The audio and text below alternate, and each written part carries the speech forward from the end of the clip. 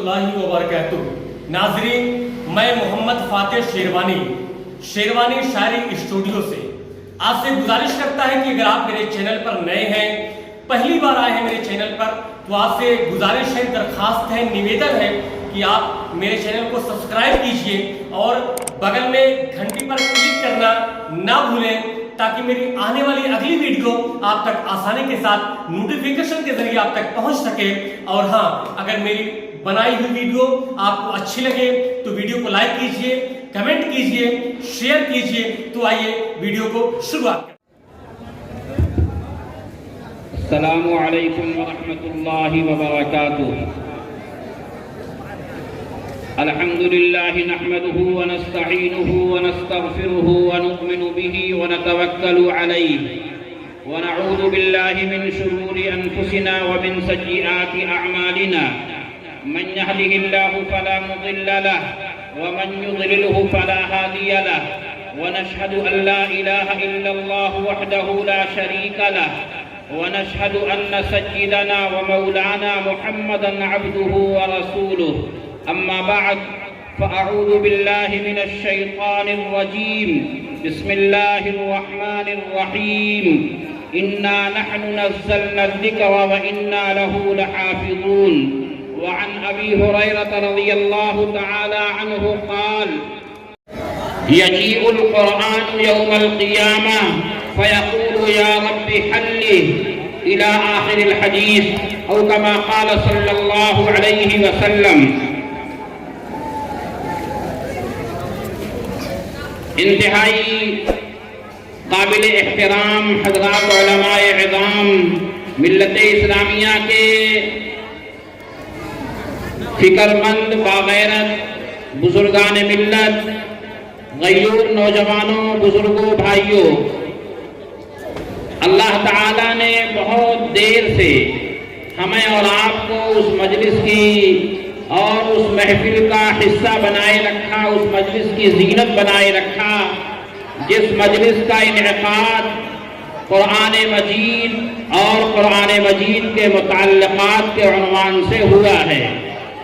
मैं, आप और पूरा मजमा ये महसूस कर रहा था कि 12 साल, 8 साल, 6 साल के छोटे छोटे बच्चे अपनी मासूम ज़बान से इंतहाई उम्दा लबो लहजे में कुरान मजीद की आयात, अहादीस मुबारका के जुमले, उर्दू की तकारीर और बहुत कुछ हमारे सामने पेश किया।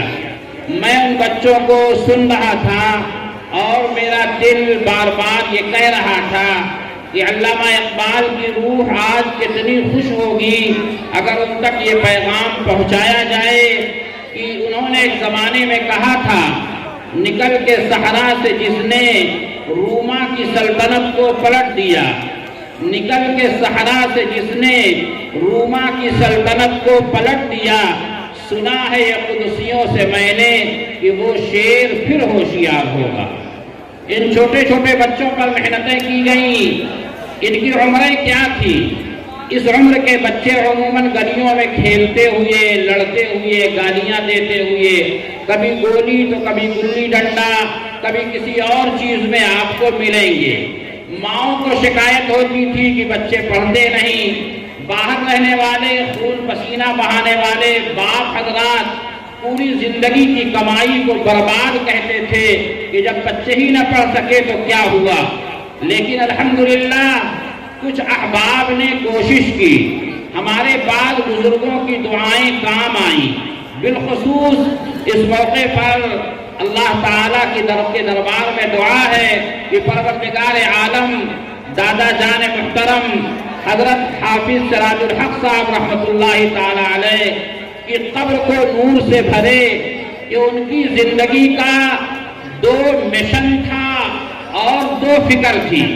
जब बीमार होते तो यही जुमला कहते कि गांव में दावत के काम में कमी ना आए, गश्त में कमी ना आए, और बार बार ये दुआ करते, फिक्र करते, बाहर मुल्कों का सफर भी किया, उलमा से दुआ कराते, कभी इसके लिए नहीं कि मेरी सेहत अच्छी रहे, اس کے لیے نہیں کہ میرے پاس دولت یا میری نسلوں میں دولت آ جائے، اس کے لیے نہیں، ہاں یہ دار ارقم دارالعلوم بن جائے، دار ارقم میں قرآن احادیث کے ساتھ ساتھ فضیلت کی تعلیم ہونے لگے۔ نسواں ان کی فکر کا حصہ تھا۔ الحمدللہ اس ادارے کو اللہ تعالیٰ نے قبولیت عطا فرمائی، اور بقول شاعر کہ تدبیر کے دستے زرعی سے تقدیر درخشاں ہوتی ہے، تدبیر کے دستے زرعی سے تقدیر درخشاں ہوتی ہے، قدرت بھی مہرباں ہوتی ہے جب ہمت انسا ہوتی ہے۔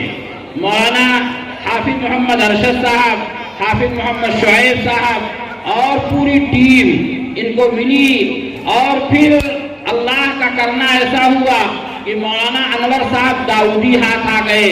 الحمدللہ ان کے نام کو اللہ نے انور بنایا تو نورانیت ماحول میں بکھیر دینا ان کے نام کا خاصہ ہے۔ یہاں انہوں نے پوری کوشش کی، صلاحیت لگائی، اور پورے گاؤں نے، گاؤں کے ایک ایک فرد نے اور گاؤں کی ایک ایک عورت نے اس ادارے کی طرف توجہ فرمائی۔ میں قسم کھا کے کہتا ہوں اگر نام لیا جائے کہ گاؤں اس ادارے کے لیے قربانی دی تو گاؤں کے ہر فرد کا نام لینا پڑے گا۔ کوئی بھی فرد ایسا نہیں ہے جس نے اس کی طرف توجہ نہ کی ہو۔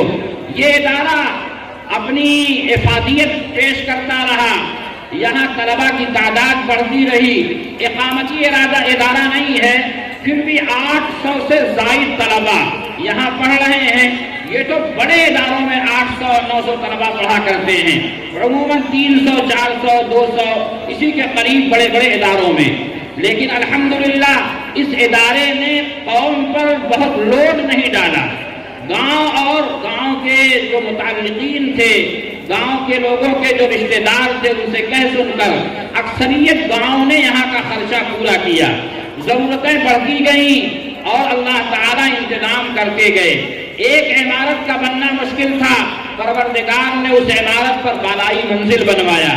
دوسری عمارت بنائی، 2 منزلہ ہو گئی۔ تیسری عمارت جس کا ایک حصہ تالاب کے اندر ہے، اس کو بنانا بہت بڑا کام تھا، لیکن جب ہمت انسان کر لیتا ہے تو اللہ کی طرف سے مدد بھی فراہم ہوتی ہے۔ وہ کام کون سا ہے جو انسان نہ کر سکے؟ جب عزم بلند ہوں، ہمتیں عالی ہوں تو ہر کام آسان ہو جاتا ہے۔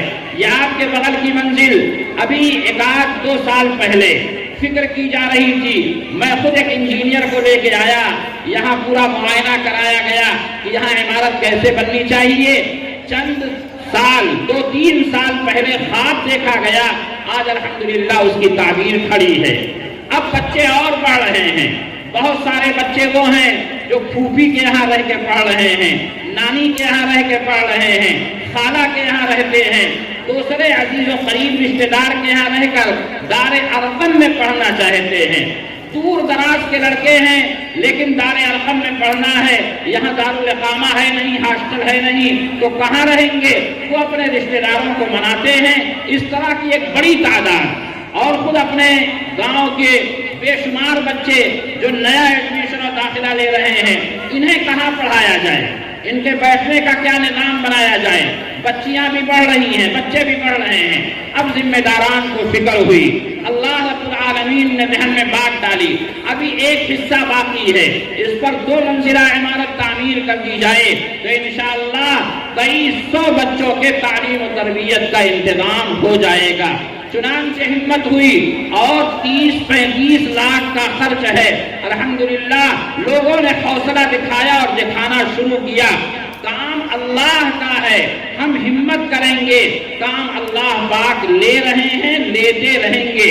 صرف یہ چھوٹا سا دار ارقم جو دار ارقم ہے، انشاءاللہ یہ دارالعلوم بھی بنے گا اور اس کے انوار و برکات و فیوز پورے عالم اور پوری دنیا کو انشاءاللہ منور کریں گے۔ میں ابھی دیکھ رہا تھا ہمارے گاؤں کی ایک عظیم شخصیت، میں سمجھتا ہوں گاؤں کے ہر محلے میں ایسے افراد ہوں گے جو ان کے احسان تلے دبے ہوں گے۔ حضرت حافظ ابو الحسن صاحب رحمت اللہ تعالی علیہ، اللہ بڑے والد محترم حافظ صاحب کی قبر کو نور سے بھریں۔ یہ 12 بچے ابھی بیٹھے ہوئے تھے، پہلا بچہ ان کا ناتی تھا اور یہ ادھر آخر والا بچہ ان کا پوتا تھا. میں یہ دیکھ رہا تھا سال میں 12 مہینے ہیں، اول و آخر کو حافظ صاحب کے گھر نے گھیر رکھا ہے. حافظ صاحب کی وجہ سے اس گاؤں میں بہت سارے لوگ ہیں جن کا قرآن محفوظ ہے، ان میں میں بھی ہوں. الحمدللہ یہ نیک فالی تھی جو میں محسوس کر رہا تھا کہ اس ادارے سے فارغ ہونے والے طلباء کی حفاظت اور ان کے قرآن کی حفاظت اللہ ضرور فرمائیں گے. میرے بھائیوں اور بزرگوں، یہ بچے جن کے سروں پر دستار باندھی گئی ہے، ہم نے دنیا میں دستار باندھی، چھوٹا سا اسٹیج سجایا اور ان کی حوصلہ افزائی کی. اللہ کے نبی جناب محمد الرسول اللہ صلی اللہ علیہ وسلم ارشاد فرماتے ہیں کہ اللہ تعالیٰ کے دربار میں جب پوری انسانیت حشر کے میدان میں آئے گی تو قرآن بھی آئے گا. قرآن بھی اللہ کے حضور پہنچے گا اور قرآن کو اللہ بولنے کی صلاحیت دیں گے. جیسے ہاتھ بولے گا، پیر بولے گا، زمین بولے گی، جس کا تذکرہ قرآن بھی خود کرتا ہے. زمین بولے گی یومئذ تحدث اخبارہا، ہاتھ بولے گا، اس کا تذکرہ سورہ یاسین شریف اور دوسرے مقامات پر. یہ در و دیوار بولیں گے. ایسے ہی اللہ قرآن کو بھی زبان عطا کرے گا. قرآن اپنے رب سے کہے گا یا ربی حل، اے اللہ انہیں عطا کیجئے، انہیں نوازیے، ان کا اکرام کیجئے. فیلبس تاج الکرامہ، تو اللہ تعالیٰ کرامت کا، شرافت کا، بزرگی کا تاج ان کے سروں پر رکھے گا. کون رکھے گا؟ آج تو دنیا کا کوئی معمولی سا آدمی، راشٹریہ ادھیش جی اگر سر پہ ہاتھ رکھ دیتے ہیں تو انسان وہ فوٹو اپنے مین کمرے میں لگاتا ہے اور دوستوں کے سامنے پیش کرتا ہے اور بطور فخر بیان کرتا ہے. فلاں راشٹریہ ادھیش جی کے ساتھ کھڑے ہو کر فوٹو کھینچا لینا انسان اپنے لیے مقبولیت کی دلیل سمجھتا ہے.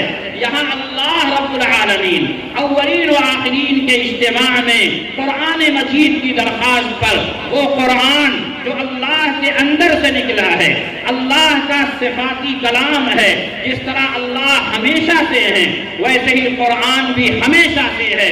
جس طرح اللہ ہمیشہ رہیں گے اسی طرح قرآن بھی ہمیشہ رہے گا. نہ اللہ کی ذات کو فنا ہے، نہ قرآن کو فنا ہے، نہ صاحبان قرآن کو اللہ رب العالمین کے دربار سے محروم کیا جائے گا. قرآن کے کہنے پر فیلبس تاج الکرامہ، کرامت کا تاج ان کے سروں پر ڈالا جائے گا. پوری دنیا دیکھ رہی ہے، انبیاء موجود ہیں. پوری دنیا میں کسی نبی کا کوئی امتی حافظ قرآن نہیں ہو سکا. حضرت عزیر نے قرآن مجید، حضرت عزیر نے تورات کو حفظ کر لیا تھا تو ان کی قوم نے کہا تورات کو حفظ کر لینے کی وجہ سے ہم سمجھتے ہیں کہ یہ انسان نہیں، یہ اللہ کا بیٹا ہے. وقالت الیہود عزیر ابن اللہ، حضرت عزیر کو تورات کے حفظ کرنے کی بنیاد پر یہودیوں نے اللہ کا بیٹا کہنا شروع کیا. شاید آج وہ لوگ زندہ ہوتے تو ان کو سمجھ آ جاتی کہ کلام اللہ کو یاد کرنے کی بنیاد پر اللہ کا بیٹا کہنا غلط ہے، کیونکہ دار ارقم نے 63 حافظ قرآن پیدا کیا. اپنے زمانے قیام سے لے کر آج تک 63 حافظ قرآن. یہ بھی عجیب اتفاق، اللہ کے نبی علیہ السلام کی عمر مبارک 63 سال اور دار ارقم کے حفاظ کی تعداد 63 سال. گویا کی زمانے نبوت کے پیغام کو پوری دنیا میں پھیلانے کے لیے اللہ نے خوبصورت انتخاب کیا ہے دار ارقم کا اور دار ارقم کے ان فرزندوں کا. قرآن آگے بڑھے گا. یا ربی زد ہو، اے اللہ اسے اور دیجئے. یہ میرے لیے راتوں میں تڑپتا تھا، دن کا آرام قربان کرتا تھا، یا اللہ اسے اور دیجئے. فیلبسو حلت الکرامہ، اللہ کرامت کا جوڑا، شرافت کا لباس، عزت کی پوشاک پہنائیں گے. پھر قرآن کہے گا اے میرے پروردگار آپ نے تاج پہنایا، آپ نے جوڑا پہنایا، یہ بہت بڑی بات ہے، لیکن اس سے بڑی بات یہ ہے کہ آپ ان سے راضی بھی ہو جائیں، آپ ان سے خوش بھی ہو جائیں. فَيَرْضَىٰ عَنْهُ، قرآن درخواست کرے گا یا رب ارضا عنہ، اے اللہ ان سے رضا کا اعلان کیجئے، فیرضا عنہ، اللہ راضی بھی ہو جائیں گے، اور پھر پروردگار عالم کی طرف سے کہا جائے گا قرآن پڑھو، قرآن مجید کی تلاوت کرو جیسے دنیا میں تلاوت کرتے تھے، ہر آیت کے بدلے اللہ کی طرف سے تمہیں ایک درجہ عطا کیا جائے گا۔ اور اللہ کے پیغمبر علیہ السلام نے فرمایا ہے کہ قرآن میں جتنی آیات ہیں جنت میں اتنے درجے ہیں۔ یہ حفاظ قرآن مجید پڑھتے جائیں گے، ان سے کہا جائے گا فَإِنَّ مَنزِلَتَكَ عِنْدَ آخِرِ آیَةٍ تَقْرَؤُهَا، تمہارا ٹھکانہ اور مقام وہاں ہوگا جہاں تم آخری آیت پڑھ کر ٹھہر جاؤ گے، تمہیں وہاں پہنچا دیا جائے گا، یہ سب سے اعلیٰ درجہ ہوگا۔ ظاہر بات ہے حافظ جی کو حافظ جی بنانے میں صرف ان کا کمال تو تھا نہیں، ان کے والدین کا کمال تھا، اساتذہ کا کمال تھا، ذمہ داران کا کمال تھا، اور جب اللہ کے ہاں نوازا جانا شروع کیا جائے گا، چھوٹی چھوٹی نیکیوں پر نوازا جائے گا، جہنمیوں کی صف لگی ہوگی، ایک آدمی ہوگا جسے جہنم میں جانا طے ہو چکا ہوگا، ایک جنتی کا گزر ہوگا، وہ بلائے گا یا ھذا تعال، اے فلانے یہاں آؤ، یہ آئے گا، یہ جہنمی پوچھے گا اتعرفنی، تم مجھے پہچانتے ہو؟ جنتی کہے گا نہ، کون ہو میں تو نہیں جانتا، وہ یہ کہے گا انا الذی سقیتہ، میں ہوں، میں نے تمہیں ایک گلاس پانی پلایا تھا، میں نے تمہیں ایک گلاس شربت پلایا تھا، میں نے تمہاری پیاس بجھانے کے لیے، آج کی زبان میں کہیے میں نے لسی پلایا تھا اور چائے پلایا تھا، وہ کہے گا ہاں یاد آ گیا، چونکہ وہاں احسان کا بدلہ اتارا جائے گا، اس لیے وہ جہنمی کہے گا ارے بھیا آپ تو جنت جا رہے ہو، دنیا والا احسان تو اتارتے جاؤ، چنانچہ وہ اللہ کے دربار میں جائے گا، اور جس کا جنت میں جانا طے ہو چکا ہے وہ بندہ اللہ کے حضور وَلَكُمْ فِيهَا مَا تَشْتَهِي أَنفُسُكُمْ وَلَكُمْ فِيهَا مَا تَدَّعُونَ کے خطاب اور مزدہ جافدہ سے سرفراز کیا جا چکا ہوگا، جو خواہش وہ پوری کی جائے گی، جو کہو گے وہ پورا کیا جائے گا۔ یہ بندہ کہے گا اللہ میرے اوپر احسان تھا، آپ اسے جہنم کے بجائے جنت دے دیجئے، سفارش قبول ہوئی، جاؤ اس کو لے کے آؤ، کسی جنتی پر احسان کر دیے ہو تو اس کو محروم نہیں کیا جائے گا، یہ جنتی جائے گا، ہاتھ پکڑے گا، اللہ کے حضور لے آئے گا اور اپنے ساتھ جنت لے جائے گا۔ یہ حافظ قرآن 10 تو اپنے اہل خانہ میں سے یہ جنت لے جائیں گے، یہ تو پکا ہے، مگر ان کے حفظ قرآن میں عمارت بن رہی تھی، میں نے 4 اینٹ دے دیا، عمارت کی تعمیر ہو رہی تھی، کسی نے ایک ٹرالی بالو دے دیا، کسی نے ایک گٹی دے دیا، کسی نے مستری کی مزدوری دے دی، کچھ بھی میں نے دیا، 10 روپیہ 50 روپیہ اللہ کے نام پر دیا ہے اس عمارت کے لیے۔ جب میرے اس کام سے ایک حافظ تیار ہو رہا ہے، یا یوں کہیے 63 حافظ تیار ہو چکے ہیں، 32 حافظ کی دستار بندی ہو چکی ہے، 12 آپ کے سامنے ابھی مکمل کر چکے ہیں، کیا یہ جب جنت جا رہے ہوں گے تو اللہ ہم سے احکاروں اور گنہگاروں کو ان کے طفیل جنت نہیں پہنچائے گا؟ ضرور پہنچائے گا۔ اللہ کو بخشنے کے لیے وہاں بہانہ ڈھونڈے گا، وجہ نہیں تلاش کرے گا، اللہ کے یہاں بہانے سے لوگ بخشے جائیں گے۔ ہاں آج بن دیکھے یہ سودا ہو رہا ہے، بن دیکھے 10 روپیہ لے آئیے، اللہ کے حضور انشاءاللہ ہم جنت کے حقدار بنیں گے۔ بند مٹھی سے حافظ ارشد صاحب، سرپرست محترم مولانا شبیر صاحب، حافظ شعیب صاحب اور دوسرے احباب، میں سب کا نام لوں گا، لمبی لسٹ ہو جائے گی، اور شاہد بھائی اور اسی طرح دوسرے احباب، آپ ان کے بند مٹھی میں تھمائیں، آپ جانیں اللہ جانے، ایک تیسرا بندہ جانے۔ اگر اس طرح ہم دیتے رہیں گے تو انشاءاللہ 10 روپے میں اللہ کے دربار میں کمی نہیں، جنت الاٹ کی جائے گی۔ بہت مشہور واقعہ ہے بہلول دانا، یہ نام بہت سنا ہوا ہے، یہ دریائے دجلہ کے کنارے گھروندا بنا رہے ہیں، جیسے دھول مٹی کے ہم لوگ بچپنے میں کہ کا مرغا ہے مرغا لیلا وہ کھیلتے تھے، گھروندا بنا رہے ہیں، اور بہلول دانا کے پاس سے خلیفہ ہارون رشید اپنے لاہ و لشکر کے ساتھ گزر رہے ہیں۔ پوچھا بہلول کیا کر رہے ہو؟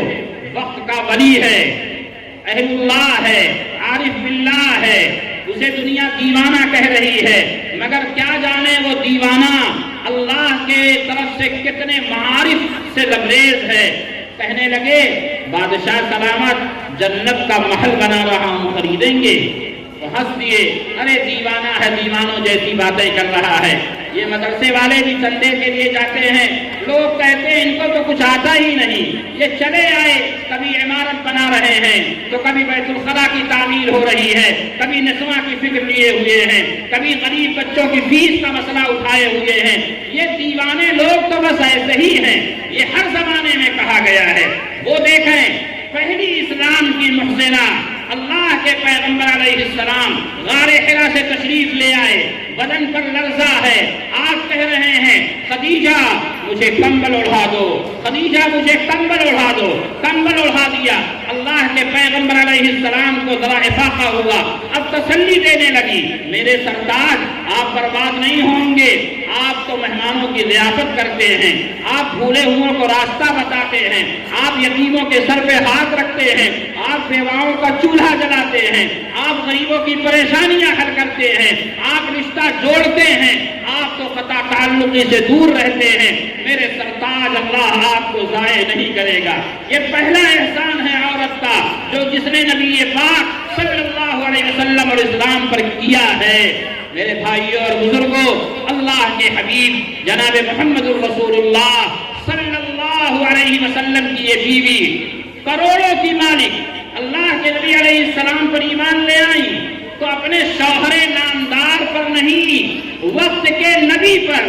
یاد رکھیں اللہ کے نبی علیہ السلام نے اپنی بیوی کا پیسہ اسلام پر نہیں خرچ کیا، اللہ کے پیغمبر پر ان کی ایک امتیہ نے یعنی ایک صحابیہ نے یہ سمجھتے ہوئے کہ میرا پیسہ اللہ کے نام پر لگے گا یہی میرے لیے سب سے بڑی سعادت ہے، یہ سمجھ کر حضرت خدیجہ نے جو مکہ کی سب سے بڑی مالدار خاتون تھی پوری دولت اللہ کے پیغمبر اور دین پر قربان کیا ہے۔ مرنے لگی، اخیر وقت آ گیا، ان کی کافرہ بعض سہیلیوں نے کہا کہ اے خدیجہ تو نے تو ساری دولت برباد کر دیا، اگر آج تیرا پیسہ بچا ہوتا تیری 4 بیٹیاں جو چھوڑ کر تو دنیا سے جا رہی ہے ان کے کام آتا۔ حضرت خدیجہ نے کہا خدا کی قسم وہ دولت میرے بیٹیوں کے کام نہ آتی، لیکن میرے سرتاج کے ذریعے جو دین ان کے اندر داخل ہو چکا ہے، میری قربانیوں کے ذریعے میری بیٹیاں اسلام کے تئیں جتنا تیار ہو چکی ہیں وہ دولت میری بیٹیوں کے لیے کہیں زیادہ کارآمد ہے۔ یہی مزاج ہمیں اور آپ کو اپنانا ہے۔ خلیفہ ہارون رشید ہنس دیے، بہلول دانا تم تو بے وقوفی جیسی اور دیوانوں جیسی باتیں کر رہے ہو، کہہ کے آگے بڑھ گئے، کہہ کے آگے بڑھ گئے۔ وہ کیا سمجھے کہ یہ دیوانہ حقیقت بول رہا ہے؟ پیچھے سے حضرت زبیدہ آ گئی، ان کی مہارانی، ان کی ملکہ زبیدہ، وہ ہیں جن کو قرآن سے اتنا گہرا تعلق تھا، اتنا گہرا تعلق تھا، وہ خود حافظ قرآن تھی اور ان کے محل میں 3000 لڑکیاں حافظ قرآن صرف اس لیے ہوا کرتی تھی کہ وہ رات دن قرآن کی تلاوت کریں گی، کوئی اور کام نہیں۔ ان کا کھانا پکتا تھا، ان کا وظیفہ بیت المال سے جاری تھا، ہزار روپے ان کے نظر کیے جاتے تھے۔ کام کیا تھا؟ صرف محل کے اندر قرآن مجید کی تلاوت ہوگی۔ وہ پیچھے سے آ گئی، بہلول کیا کر رہے ہیں؟ کہا جنت کے محلات بنا رہا ہوں، ملکہ عالیہ خریدیں گی؟ کہاں خریدوں گی کتنے کا؟ کہا 4 آنے کا ہے، بس بغیر دیکھے سودا ہے، 4 آنے کا دے دیا اور آگے بڑھ گئی۔ رات آئی، خلیفہ ہارون رشید نے خواب دیکھا، قیامت کا منظر ہے، جنت کے محلات ہیں، ایک جگہ قصر زبیدہ لکھا ہوا ہے، اندر جانا چاہا بیوی کا محل ہے، فرشتے روک چکے ہیں، نہیں جا سکتے، یہاں جس کا محل ہے اس کی اجازت چلتی ہے۔ آنکھ کھل گئی، سمجھ گئے کہ وہ مذاق نہیں تھا۔ صبح ہوئی، پھر بھاگے ہوئے ادھر گئے، خلیفہ ہارون رشید نے دیکھا بہلول اسی طرح بیٹھے ہوئے ہیں، پوچھا کیا کر رہے ہو؟ کہنے لگے جنت کے محلات بنا رہا ہوں اور بیچ رہا ہوں، خریدیں گے؟ کہنے لگے ہاں، قیمت کیا ہے؟ کہنے لگے تمہاری پوری سلطنت۔ اچھا، کل تو صرف 4 آنا تھی، آج پوری سلطنت؟ کہنے لگے بادشاہ سلامت، کل کا سودا بغیر دیکھے ہوا تھا، آج کا سودا دیکھنے کے بعد ہو رہا ہے۔ میرے بھائیوں اور بزرگوں، خدائے پاک کی قسم کل ہماری آنکھیں جب بند ہو جائیں گی، پوری کائنات دے کر، پوری دنیا کی دولتیں ہمارے اختیار میں دے دی جائیں، پھر بھی اسے دے کر اگر بندہ جنت کی 1 انچ زمین حاصل کرنا چاہے گا تو نہیں کر پائے گا۔ اور آج 10 روپے میں اللہ رب العالمین سے اخلاص کے ساتھ سودا کرے گا تو انشاءاللہ 10 روپے میں اگر اخلاص ہے تو اللہ اس دنیا سے 10 گنا بڑی جنت عطا کرے گا۔ اس لیے میں آپ سے اپیل کرتا ہوں، یہ 30 سے 35 لاکھ روپیہ کوئی معنی نہیں ہے، اور اس قوم کے لیے کیا معنی ہوگا؟ جس قوم کے غریب بھی اپنے بیٹے بیٹیوں کی شادی میں شوق پورا کرنے کے لیے 15 لاکھ روپیہ خرچ کر رہے ہیں، جس قوم کے غربا بھی قرض لے کر اپنے بچوں کی شادیوں میں اپنا شوق نکال رہے ہیں، اس قوم کے ننھے ننھے بچے اور اس قوم کے سب سے قیمتی سرمایے کے لیے 35 لاکھ روپیہ کوئی معنی نہیں رکھتا۔ انشاءاللہ اگر آپ گاؤں میں نکلیں گے، آپ گاؤں کی عورتوں سے رابطہ کریں گے، آپ کا یہ 35 لاکھ روپیہ انشاءاللہ ہماری عورتیں پورا کرنے کے لیے تیار ملیں گی آپ کو۔ میرے بھائیوں اور بزرگوں، تو میں عرض یہ کر رہا تھا، یہ حافظ قرآن ہو گئے، ان کے سروں پر دستار فضیلت باندھ دی گئی۔ آپ جانتے ہیں یہ کون ہیں؟ دنیا والے ان کی قیمت جانیں یا نہ جانیں، جی ہاں، موتیوں کی اور گوہر کی قیمت قدر جوہر شاہ دانت یا بدانت جوہری، موتی کی قیمت یا تو بادشاہ جانتا ہے یا جوہری جانتا ہے، سبزی فروش نہیں جانتے۔ انبیاء کی قیمتیں دنیا نے نہیں پہچانی تو کیا انبیاء بے قیمت تھے؟ صحابہ کی قیمت دنیا کو نہیں معلوم ہوئی تو کیا دنیا کے نہ پہچاننے سے یا صحابہ کو گالیاں دینے سے صحابہ بے قیمت ہو گئے؟ یہ حفاظ قرآن ہیں، جانتے ہیں ان کا مقام کیا ہے؟ اللہ رب العالمین نے قرآن مجید میں بار بار کہا ہے، مَتَّخَذَ اللَّهُ صَاحِبَةً وَلَا وَلَدًا، اللہ کے کوئی بیوی نہیں ہے، اللہ کے اولاد نہیں ہے۔ قرآن بار بار اعلان کرتا ہے، قُلْ هُوَ اللَّهُ أَحَدٌ اللَّهُ الصَّمَدُ لَمْ يَلِدْ وَلَمْ يُولَدْ، اللہ بے نیاز ہے، وہ اکیلا ہے، وہ کسی کا باپ نہیں ہے، وہ کسی کا بیٹا نہیں ہے، یعنی اللہ کے گھر والے نہیں ہیں، اللہ کی گھر والی نہیں ہے، اللہ کا کوئی کنبہ خاندان نہیں ہے، اللہ اکیلا ہے۔ مگر قربان جاؤں اللہ کی رحمتوں پر، یہ بچے جن کے سروں پر دستار باندھ دی گئی، ان کی حیثیت اس وقت یہ ہے جیسے یہ اللہ کے گھر کے افراد ہوں۔ اللہ کے گھر کے لوگ تو نہیں کہے جائیں گے، لیکن ان کی وہی حیثیت ہے جیسے ہمارے گھر کے لوگ، یہ ایسے ہیں جیسے اللہ کے گھر کے لوگ۔ فرمایا جناب محمد الرسول اللہ صلی اللہ علیہ وسلم نے، ان للہ اہلین من الناس، اہلین یہ اہل کی جمع ہے، اور اہل کہتے ہیں بال بچوں کو، یہاں چھوٹے چھوٹے بچے ہیں وہ بھی اس لفظ کو سمجھتے ہیں۔ گھر میں کارڈ آیا، چھوٹے بچوں نے دیکھ لیا، ماں اہل و عیال، اب وہ بچے مارے خوشی کو اچھل پڑتے ہیں اور کہتے ہیں ہماری دعوت ہے، ہم لوگ چل گئے، یعنی ماں اہل و عیال پورے گھرانے کی دعوت ہے۔ یہ اہل کی جمع اہلین ہے۔ اللہ کے پیغمبر جناب محمد الرسول اللہ سرکار انبیاء صلی اللہ علیہ وسلم فرما رہے ہیں، ان للہ اہلین من الناس، کچھ لوگ ایسے ہیں جیسے اللہ کے گھرانے کے لوگ ہیں۔ صحابہ تڑپ گئے، صحابہ کو تو چاہیے ہی اللہ کا قرب، انہیں دنیا نہیں چاہیے تھی، انہیں دولت نہیں چاہیے تھی، انہیں منصب نہیں چاہیے تھا، ان کے لیے تو اللہ کا قرب ہی سب سے بڑی دولت تھی۔ من ہوں یا رسول اللہ، اے اللہ کے نبی وہ کون لوگ ہیں، کون خوش قسمت ہیں؟ اللہ کے حبیب صلی اللہ علیہ وسلم نے فرمایا، اہل القرآن ہم اہل اللہ وخاصتہ، جو قرآن والے ہیں، قرآن میں لگنے والے، الفاظ یاد کرنے والے، اس کے معنی سمجھنے والے، قرآن کے مفہوم سمجھنے والے، اس پر عمل کرنے والے، دنیا کو عمل کرانے والے، جو قرآن سے لگنے لپٹنے والے ہیں، یہ ایسے ہیں جیسے اللہ کے گھرانے کے لوگ ہوں اور اللہ کے مخصوص بندے ہیں۔ یہ حدیث میں فرمایا جناب محمد صلی اللہ علیہ وسلم نے۔ اس لیے میرے بھائیوں اور بزرگوں، وقت کی قلت دامنگیر ہے، میں مختصراً یہ باتیں عرض کر رہا ہوں۔ یہ دار ارقم کی شکل میں، یاد رکھیں اللہ پاک کی ہمارے پاس بہت بڑی نعمت ہے۔ اور ایک گھر کے اندر 4 بھائی ہیں، ہر بات میں اتفاق ہو جائے یہ ممکن ہی نہیں ہے۔ ایک ساتھ چند برتن ہیں، فطرت ہے یہ کہ کسی نہ کسی بات میں اختلاف ہوگا۔ 4 بھائی کماتے ہیں مل کے، 15 20 25 لاکھ روپیہ جمع ہوا، اس کا کیا کیا جائے؟ ایک بھائی کہتا ہے اوسر پہ زمین لے لیں، کئی بیگھہ مل جائے گی۔ ایک بھائی کہتا ہے نئی مارکیٹ میں دکان لے لیں، بیٹھک کی جگہ ہو جائے گی۔ کوئی بھائی کہتا ہے ارے کیوں نہ ہم لکھنؤ میں فلیٹ لے لیں۔ 4 بھائی 4 رائے۔ کیا یہ چاروں ایک دوسرے کے مخالف ہیں یا چاروں مخلص ہیں؟ چاروں مخلص ہیں۔ اخلاص کے باوجود اختلاف ممکن ہے۔ اس لیے جب ایک گھر میں اختلاف ہوتا ہے ہم مل بیٹھ کر صلح کر لیتے ہیں، تو یہ دار ارقم پورے گاؤں کا مدرسہ ہے، گاؤں کے ایک ایک فرد کا مدرسہ ہے۔ یہاں اختلاف کا ہونا، کسی بات کا میرے مزاج کے خلاف ہو جانا، یہ یقینی بات ہے، یہ فطری بات ہے، لیکن ہر اختلاف کو ہوا دینا یہ انسانیت کے خلاف ہے، یہ اخلاص کے خلاف ہے۔ میں اپنے اختلاف کو ذمہ داران سے مل کر سمجھ کر بیٹھ کر اس اختلاف کو ختم کروں۔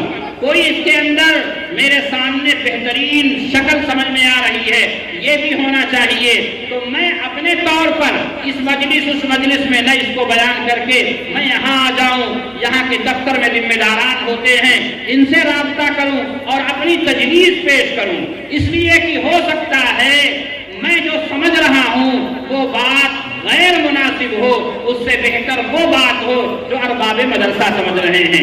اللہ کے نبی علیہ السلام نے فرمایا تھا بربادی ہے اس شخص کے لیے جو اپنی رائے پر اٹل ہو جاتا ہے اور یہ سمجھتا ہے کہ میں جو سمجھتا ہوں وہی بہتر ہے۔ یہ کبھی نہیں ہونا چاہیے۔ اختلاف ہو جائے، مل بیٹھ کر سمجھا جائے، اور اس ادارے کو پروان چڑھانے کے لیے مجھ سے جو ہو سکے وہ پیشکش کروں۔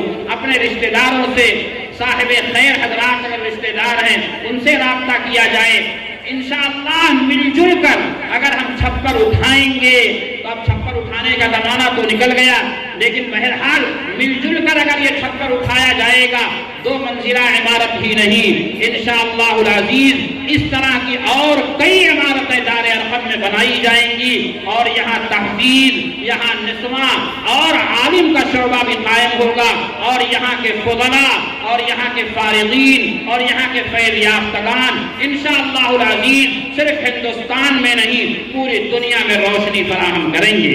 میرے بھائیوں اور بزرگوں، یہ چھوٹے چھوٹے بچے تھے، پڑھ رہے تھے، ابھی میں دیکھ رہا تھا، کبھی کسی نے بتایا یہ مزمل بھائی کے لڑکے ہیں، کسی نے بتایا یہ ارشد بھائی قریشی کے لڑکے ہیں، یہ مٹھن بھیا کے لڑکے ہیں، یہ نعمان صاحب کے لڑکے ہیں، یہ فیضان بھیا کے ناتی ہیں، مختلف الفاظ آتے رہے، بچے چھوٹے تھے، ان کی زبان سے جملے ادا ہو رہے تھے۔ میرے بھائیوں اور بزرگوں، یاد رکھیں اس دنیا میں دار ارقم کی شکل میں اللہ نے بڑی نعمت عطا کی ہے۔ اگر ہمارے اختلاف یا بے توجہی کی وجہ سے یہ ادارہ ٹوٹتا ہے یا اس کا فیضان رکتا ہے تو یہ نعمت کی ناشکری ہوگی، اور لئن کفرتم لازیدنکم، اللہ اگر نعمت دیتے ہیں اور ناشکری ہوتی ہے تو اللہ سخت عذاب بھی دیتے ہیں، اور شکر گزاری ہوگی، اس پہ تعامل ہوگا تو اللہ تعالیٰ مزید بڑھائیں گے۔ لئن شکرتم لازیدنکم، تم شکر ادا کرو گے تو اللہ اضافہ فرمائیں گے۔ اس لیے میرے بھائیوں اور بزرگوں، اس ادارے کے لیے ہم رات دن اپنی دعاؤں میں بھی اس ادارے کے لیے بارگاہ رب العالمین میں اپنی درخواست پیش کرتے رہیں۔ جو تعاون ہو سکتا ہے وہ تعاون کریں۔ اگر اللہ رب العالمین کی طرف سے وسعت نہیں ہے تو ضروری نہیں ہے آپ پیسہ دیں، سب سے بڑا تعاون یہ ہے کہ آپ اپنی دعاؤں میں اس ادارے کو یاد رکھیں۔ اگر ارباب مدرسہ میں کوئی کمی دیکھ رہے ہوں تو دوسری مجلسوں میں کہنے کے بجائے ارباب مدرسہ سے رابطہ کر کے اس کمی کو دور کرنے کی کوشش کریں۔ انشاءاللہ مل جل کر ہم کام کریں گے تو یہ دار ارقم جو کام کر رہا ہے آج، یہ کام ہی اس ہندوستانی معاشرے میں سب سے بڑا کام ہے۔ میں یہ بات پورے اعتماد کے ساتھ کہہ رہا ہوں۔ اسپین میں 800 سال حکومت رہی، آج قرطبہ کے مینارے، الحمرا کی بلند بارہ عمارتیں مسلمانوں کی پرانی شاہی عمارتوں کے آثار قدیمہ یہ بتا رہے ہیں کہ یہاں مسلمان تھے.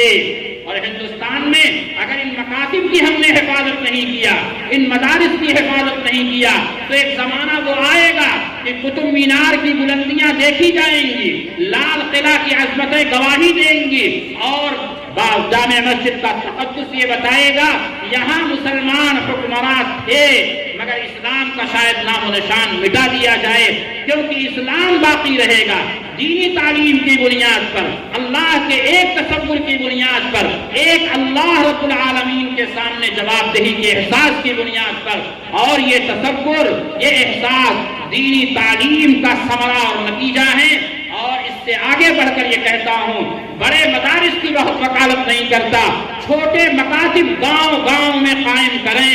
گاؤں میں اچھا مکتب چلے گا، پورے گاؤں کا ماحول بدل جائے گا، گھر گھر کے اندر نورانیت آئے گی، اور ہماری آنے والی نسلیں جو آج بچے ہیں، جو کل کے اصل فرزند اور نوجوان بننے والے ہیں، سرمایہ بننے والے ہیں، یہ کل کی نسلیں دیندار بنیں گی. آپ اندازہ لگائیں، وقت چونکہ قلیل ہے اس لیے میں بہت تیز آگے بڑھ رہا ہوں. یہی بالکل ماحول تھا. تاروں کی پوجا ہوتی تھی، سورج چاند پوجے جاتے تھے، ہر بڑی چیز پوجی جاتی تھی، جہاں چمتکار دیکھا وہیں شروع ہو گئے. یہ مزاج تھا اس زمانے میں جو حضرت ابراہیم اور حضرت یعقوب علیہ السلام کا زمانہ ہے. اس زمانے میں تقریباً یہی ماحول تھا. حضرت یعقوب یہ پیغمبر کے بیٹے ہیں، پیغمبر کے پوتے ہیں. حضرت ابراہیم امام الانبیاء ہیں. ان کی نسلوں میں حضرت ابراہیم علیہ السلام سے سارے بنی اسرائیل کے نبی ہیں اور خود اللہ کے نبی ہیں.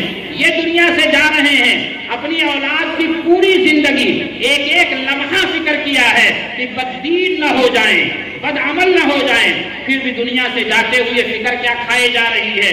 وَوَصَّى بِهَا إِبْرَاهِيمُ بَنِيهِ وَيَعْقُوبُ يَا بَنِيَّ إِنَّ اللَّهَ اصْطَفَىٰ لَكُمُ الدِّينَ فَلَا تَمُوتُنَّ إِلَّا وَأَنتُم مُّسْلِمُونَ. ابراہیم بھی اولاد کو یہی تاکید کر رہے ہیں، حضرت یعقوب بھی وصیت کر رہے ہیں، اے میرے بیٹو، تمہیں اللہ نے دین دیا ہے، دین دیا ہے، اس دین پر جمے رہنا اور مسلمان ہی دنیا سے جانا. اور یہ وصیت کر رہے تھے. اللہ کہتے ہیں ام کنتم شہداء اذ حضر یعقوب الموت اذ قال لبنیہ ما تعبدون من بعدی قالوا نعبد الہک و الہ آبائک ابراہیم و اسماعیل و اسحاق الہا واحدا ونحن له مسلمون. جب حضرت یعقوب کے پاس موت کا پروانہ آ گیا، موت کا فرشتہ آ گیا کہ جان نکالنے والے ہیں، حضرت یعقوب کے آس پاس سارے بیٹے بیٹھے ہوئے ہیں، پوتے بیٹھے ہوئے ہیں.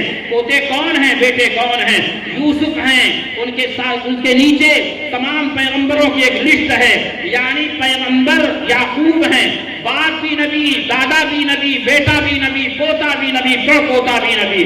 وہ گھرانہ نبوت والا گھرانہ ہے. پھر بھی کیا تاکید کر رہے ہیں؟ تاکید کیا کیا؟ اسرائیل والی دکان کیسے خیال کرو گے؟ اس کی تاکید نہیں کیا، اس کی فکر نہیں کیا. گھر کہاں سے چلاؤ گے؟ اس کی فکر نہیں کیا. فکر کیا کیا؟ قرآن کہتا ہے تم موجود تھے وہاں، تم نہیں تھے. ہم بتا رہے ہیں ام کنتم شہداء اذ حضر یعقوب الموت اذ قال لبنیہ ما تعبدون من بعدی. یعقوب نے اپنی اولاد سے کہا میرے بعد کس کی پوجا کرو گے، کس کی عبادت کرو گے، پیشانی کہاں جھکاؤ گے؟ ما تعبدون من بعدی. آج تو کالجوں میں ایمان اچک لیا جا رہا ہے. جوان بیٹیاں غیروں کے ساتھ عزتیں ہماری نیلام کر رہی ہیں. ہم اور آپ جس ماحول میں اپنی اولاد کی پرورش کر رہے ہیں وہ ہم جانتے ہیں. اگر دار ارقم جیسا ماحول ہم نے نہیں دیا، آپ اندازہ لگائیں یعقوب ڈر رہے ہیں میری اولاد میرے بعد کس کی پوجا کرو گی اور عبادت کرو گی. تو بیٹوں نے کیا کہا؟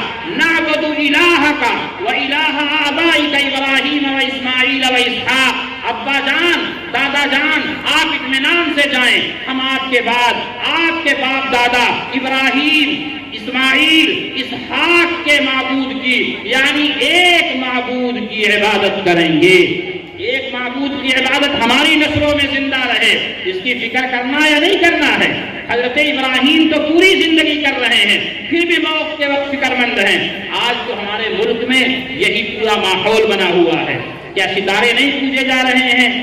آپ نہیں دیکھتے کہ सूरज के आगे हाथ जोड़ने वाले इस मुल्क में मौजूद हैं, जहां चमत्कार देखा वहां नमस्कार करने वाले मौजूद हैं, हर कंकर पत्थर के आगे सजदा करने वाले मौजूद हैं, जहां ताकत देखी वहीं झुक जाने वाले मौजूद हैं। और इसके अलावा मादियत का गलबा ऐसा है, सबसे बड़ा बुत हमारे दरमियान और हमारे दिलों में ये दौलत का और मादे का बुत है, जो कॉलेजों और कॉन्वेंट के जरिए हमारे कल्ब और दिमाग में उतारा जा रहा है। अगर हमने इस माहौल में अपनी औलाद की फिक्र नहीं की तो याद रखिए हमारी औलाद का आइंदा दीन पर बाकी रहना मुश्किल हो जाएगा। इसलिए ऐसे माहौल में दार अरकम का होना और इस तरह के इदारों का होना जहां मकातिब की बुनियादी तालीम हो इंतहाई जरूरी है। अब मकतब 5 पढ़ चुके हैं, आपका बच्चा हाफिज बनना चाहता है, शौक से हाफिज बनाएं, अल्लाह के यहाँ इनाम लें। आपका बच्चा आलिम बनना चाहता है, यकीनन खुदा के दरबार में अल अंबिया उमूमी तौर पर जिनकी शफाअतें चलेंगी वो 3 होंगे। नंबर 1 अल अंबिया, सुम्मल उलमा, सुम्मल शुहदा। पहले अंबिया की, फिर नंबर 2 पर उलमा की, यानी अंबिया के बाद उलमा की जमात होगी। तीसरे नंबर पर शहीदों का मर्तबा आएगा, शहीद तीसरे नंबर पर जाएंगे। क्यों? शहीद तो एक मर्तबा गर्दन कटा देता है, लेकिन मैं इस माहौल में 22 साल 23 साल से हूँ। हमारे ये उलमा जो मकातिब व मदारिस चलाते हैं, मैं कसम खा के कहता हूँ रोजाना ये मौत की घाटी से गुजरते हैं। कैसे कैसे इंतजाम करते हैं ये जानते हैं। हमारे ये असातिज़ा कितनी कुर्बानियों के साथ रहते हैं, बस इन्हीं का जिक्र जानता है। ये अल्लाह का इंतखाब है। इनके हाथ लूले नहीं हैं, पैर इनके लंगड़े नहीं हैं। कितनी तनख्वाहें दार अरकम या बहुत सारे मदरसे देते हैं, ये मूंगफली का ठेला लगाएंगे सरायमीर चौक पर, उससे ज्यादा आमदनी इनकी हो जाएगी। लेकिन इन्होंने सब कुछ कुर्बान किया। इनकी बीवियों ने अपनी कुर्बानी दी, बच्चों ने कुर्बानी दिया। आप जानते हैं 3000 5000 के जोड़े शादियों में हमारी औरतें पहनती हैं। 5000 और एक दिन में 3 जोड़ा 5 जोड़ा बदले जाते हैं। इन मौलाना साहब की बीवी 5000 का 3 जोड़ा खरीद देंगी तो घरावा के बच्चे क्या प्याज रोटी खाएंगे? अब तो प्याज भी महंगी हो गई, अब तो रोटी भी महंगी हो गई। पहले लोग दाल रोटी कहते थे, अब दाल तो भी 100 से पार कर रही है। ये कहां से खाएंगे पिएंगे? इन्होंने अपनी ख्वाहिशात को मार दिया एक तरह से। बस इनकी जरूरियात अल्लाह पूरी कर रहे हैं। अल्लाह की जात से उम्मीद है अल्लाह ताला अपनी शायान शान बदल जरूर अता फरमाएंगे। मेरे भाई और बुजुर्गों, मैं बार बार कह रहा हूँ, दार अरकम में 6-5 तक आपका बच्चा पढ़े। आप कॉलेज ले जाना चाहते हैं, इंशाअल्लाह इंग्लिश में आपका बच्चा कमजोर नहीं होगा, मैथ में कमजोर नहीं होगा, साइंस में कमजोर नहीं होगा। दार अरकम में पढ़ाने वाले लोग सिर्फ ड्यूटी नहीं बजा रहे हैं, पढ़ाना, तदरीस, खिदमत करना ये मिशन के तौर पर है, इबादत समझ के कर रहे हैं। इबादत न होती, सिर्फ पैसा मकसूद होता तो पासपोर्ट इनके भी बने हुए हैं, ये भी बनवा सकते हैं, कारोबार ये भी कर सकते हैं। और मैंने तो ये देखा है मौलाना और आलिम जब किसी भी मैदान में आगे बढ़ता है तो अल्हम्दुलिल्लाह अल्लाह टॉपर बना देते हैं। चाहे वो कॉलेज की लाइन में जा रहा है, चाहे वो तिजारत की लाइन में जा रहा है, मगर एहसान माने इन बुजुर्गों का, एहसान माने इन उलमा का, एहसान माने इन जिम्मेदारान का। रोज मौत की वादियों से गुजरते हुए एक एक पैसे के लिए दर दर की भीख मांग लेते हैं और लोगों की कड़वी भी सुनते हैं, लोगों की तुर्शरुई भी देखते हैं। लोग आंख चढ़ाते हैं फिर भी बर्दाश्त कर लेते हैं। ये सिर्फ अल्लाह के लिए कर रहे हैं। आपका बच्चा यहाँ से निकलकर चाहे डॉक्टर बने, इंजीनियर बने, आपका बच्चा पायलट बने, आपका बच्चा डीएम बने, कप्तान बने, आपका बच्चा वजीर आला, वजीर आजम, सदर जमहूरिया बने, बनना चाहिए। मैं बार बार ये कहता हूँ कुंतुम खैरा उम्मा हमारे लिए उतारी गई है, पूरी उम्मत के लिए नफा पहुंचाना हमारी जिम्मेदारी है। हजरत अबू मूसा अशअरी बहुत बड़े अल्लाह के पैगंबर के सहाबी भी हैं, यमन के गवर्नर भी हैं, मुआज़ इब्न जबल अफ़क़हुल फ़ुक़हा भी हैं और यमन के इलाके के गवर्नर भी हैं। हज़रत सईद इब्न आमिर अल्लाह के पैगंबर के सहाबी हैं, दरवेश सिफत आदमी हैं। 1 लाख दिरहम घर में हो गया, चेहरे का रंग उड़ गया। बीवी ने कहा क्या हुआ? कहने लगे मेरे तिजोरी में 1 लाख दिरहम हो गया, मौत आ गई तो क्या होगा? ये कुल जाती मिल्कियत थी, खालिस माल था। बीवी ने कहा अरे क्या परेशान है, आप जरा बैठे, मैं हल बताती हूँ। खादिमा को बुलाया, ایک پلیٹ کے اندر درہم بھرا، فلاں کو دے آؤ، پھر بھرا، فلاں کو دے آؤ، فلاں کو دے آؤ، 1 لاکھ درہم اللہ کی بندی نے وہی تقسیم کر دیا اور شوہر سے کہا اب خوش ہے نا؟ شوہر نے کہا اللہ تجھے جزائے خیر دے، تو نے میرا بہت بڑا مسئلہ حل کر دیا۔ وہ مزاج بنایا، لیکن وہ گورنر ہیں، حضرت عبیدہ بن جراح گورنر ہیں ایران کے علاقے کے۔ حضرت عمر رضی اللہ تعالیٰ عنہ گئے، دیکھیں کیا حال ہے، میں پورا واقعہ نہیں بیان کروں گا۔ حضرت ابو عبیدہ نے کہا امیر المومنین یہی کھا کھلا لیجیے، کہاں جائیں گے؟ کہا نہیں، جہاں رہتے ہو وہاں چلنا ہے، میں دیکھوں گا تم کیا کھاتے پیتے کیسے رہتے ہو۔ سمجھ رہے تھے دنیا آئی تو مزاج بدل گیا ہوگا، کہنے لگے آنکھ سے آنکھ نچوڑنے کے علاوہ کچھ نہیں ہوگا، کہاں جائیں گے؟ زبردستی گئے، دیکھا آبادی سے دور ایک کٹیا ہے، اس میں ایک کپڑے میں چند روٹیاں سوکھی کھوسی ہوئی ہیں، نکالا، ایک پیالے میں پانی ڈالا اور اسی پیالے میں روٹیاں ڈال کر کہہ دیا امیر المومنین سلطنت اسلامیہ کے فرما روا آدھی دنیا پر بادشاہ جن کا نام لے کر قیصر و کسریٰ کی عورتیں اپنے بچوں کو سلا رہی ہیں، وہ امیر المومنین زمین میں بیٹھ کر سوکھی روٹی پانی میں بھگا کر کھا کے پیٹ بھر لیتے ہیں اور پھر رونے لگے اے ابو عبیدہ دنیا نے سب کو بدل دیا لیکن صحبت رسول اللہ کا اثر الحمدللہ تیرے اندر سے نہیں گیا۔ میرے بھائیوں اور بزرگوں، میں آپ سے بار بار کہتا ہوں ضرورت ہے ہمارے بچے دنیا کے ہر میدان میں پہنچیں، ڈی ایم بنے گا انشاءاللہ پورے ضلع میں امن قائم کرے گا، کپتان بنے گا رشوت خوری کا بازار بند کر دے گا، تاجر بنے گا امانت دارانہ تجارت کو دنیا میں فروغ دے گا، یہ پولیس والا بنے گا تب بھی دنیا کہے گی صاحب یہ گھوس نہیں لیتا، اس سے بچ کر رہنا، کسی بھی شعبے میں جائے گا دنیا کو نفع پہنچائے گا۔ اور ہمارا کام ہے کنتم خیر امہ اخرجت للناس، تم بہترین امت کے افراد ہو، انسانیت کو نفع پہنچانے کے لیے تمہیں پیدا ہی کیا گیا ہے۔ لہذا نفع کا جو بھی شعبہ ہے، ڈاکٹر صاحب صحت بچا رہے ہیں، کیا یہ نفع کا شعبہ نہیں ہے؟ کیا ڈاکٹری کرنا دنیا داری ہے؟ میں بار بار یہ جملہ کہتا ہوں، ابھی افطار کا رمضان المبارک میں ایک افطار کی مجلس سے صرف جونپور کے مسلمان ڈاکٹر تھے، مجھے بلایا تھا ایک ڈاکٹر صاحب نے کہ کچھ تم کہنا ان کے سامنے، میں نے کہا ٹھیک آ رہا ہوں۔ میں نے ان سب سے کہا آپ قطعاً اپنے دل سے یہ بات نکالیں کہ آپ دنیا کا کام کر رہے ہیں۔ منتخب احادیث میں فضائل اعمال میں یہ روایتیں آتی ہیں، کوئی بندہ کسی بیمار کی تیمارداری کرنے جاتا ہے تو ایسا ہے جیسے رحمت کے پانی میں تیر رہا ہے، اور جب بیمار کے پاس بیٹھ جاتا ہے تو ایسا ہے جیسے رحمت کے پانی میں اس نے غوطہ لے لیا اور جنت کے باغیچے میں بیٹھ گیا۔ یہ تیماردار کیا کرے گا؟ بھیا طبیعت کیسی ہے یہ تو پوچھے گا، کہاں کا علاج چل رہا ہے، ارے پریشان نہ ہو اللہ صحت دے گا، تسلی تو کرے گا۔ لیکن وہ ڈاکٹر جو بیماری کا علاج کر رہا ہے، صحت کو دوبارہ لانے کی کوشش کر رہا ہے، وہ ڈاکٹر اگر اخلاص کے ساتھ کام کرے اور اجرت سے زیادہ اجر پر نگاہ رکھے تو کیا وہ ڈاکٹر تیماردار سے زیادہ اللہ کی نگاہ میں اہم نہیں ہو جائے گا؟ یقیناً اہم ہو جائے گا۔ اس لیے دنیا کا جتنے بھی شعبے ہیں نفع پہنچانے کے، ان شعبوں میں اپنے بچوں کو پہنچائیے، مگر یہ انسانیت کے لیے نفع بخش کب بنیں گے؟ جب دار ارقم میں گزارا جائے گا تقریباً 7-8 سال LKG UKG میں گزار کر نرسری میں، پھر 1 2 3 4 5 گزاریں گے آپ، یہاں 5 6 7 8 سال جب پڑھے گا، ابھی ہمارے بچے آ کے کہہ رہے تھے نا اللہ ایک ہے، اللہ ہی سے سب کچھ ہوتا ہے، نماز آنکھوں کی، ہمارے آقا کی آنکھوں کی ٹھنڈک ہے، اس طرح کے جملے بار بار بول رہے تھے۔ جب بچپن کے اندر دل میں نقش کر دیا جائے گا، آپ سب جانتے ہیں یہ بیٹھا ہوا مجمع ہے، میں اپنے بارے میں بتاتا ہوں، بیت العلوم پر گدھیا گول سے پڑھا اور وہاں جو درجہ اطفال 1-2 میں جو دعائیں صورتیں یاد ہوئیں، بے ساختہ زبان پر آج بھی وہ دعا جاری رہتی ہے۔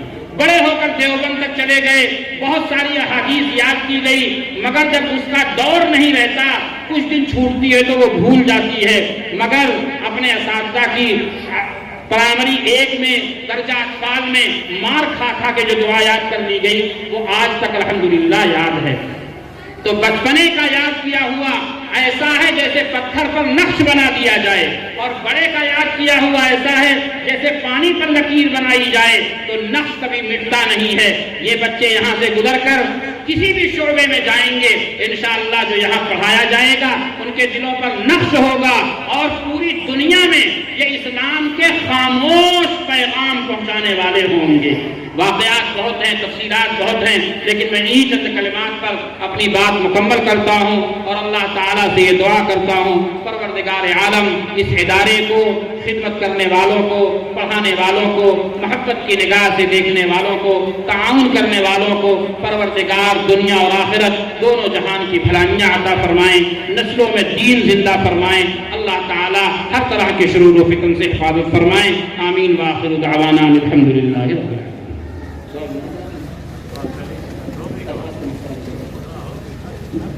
اللہم صلی علی محمد النبی الامی وعلی آلہ وسلم تسلیما۔ اے اللہ اس مجلس کو بے حد قبول فرما۔ پروردگار عالم جن بچوں نے قرآن مجید حفظ کیا ہے مولا کریم ان کا یاد رکھنا ان کے لیے آسان بنا، سہل بنا۔ اے اللہ محراب سنانے کی توفیق عطا فرما۔ پروردگار عالم اے اللہ کریم اس ادارے میں پڑھنے والوں کو عالم بنا، متعلم بنا، محبت کرنے والا بنا، ان کی باتیں سننے والا بنا۔ اے اللہ علماء اور علم سے بغض رکھنے والا ہم میں سے کسی کو نہ بنا۔ اے اللہ ہم میں سے کسی کو نہ بنا۔ پروردگار دین اور دینی تعلیمات کی دشمنی سے ہم سب کی حفاظت فرما۔ اس ادارے کو مولا بند مٹھیوں کی طرح اے اللہ دونوں انگلیوں کو ملا دینے کے بعد جو مٹھیاں بنتی ہیں مولا کریم اس طرح بند مٹھیوں کی طرح ہم کو ایک دوسرے کا ہاتھ پکڑ کر آسمان کی بلندیوں اور ثریا تک لے جانے کی توفیق عطا فرما، عزم عطا فرما، ہمت عطا فرما، رکاوٹیں دور فرما۔ اے اللہ جو لوگ یہاں موجود ہیں گاؤں کے ہوں، باہر سے تشریف لائے ہوں، مولا کریم ہر ایک کے آنے کو بے حد قبول فرما، اپنی شایان شان ہم سب کو بدل عطا فرما۔ اے اللہ کریم ہم سب کی دعائیں محض اپنے فضل و کرم سے قبول فرما۔ ربنا تقبل منا انك انت السميع العليم وتب علينا انك انت التواب الرحيم وصلى الله عليه وعلى اله وصحبه اجمعين برحمتك يا ارحم الراحمين۔ والسلام عليكم ورحمة الله۔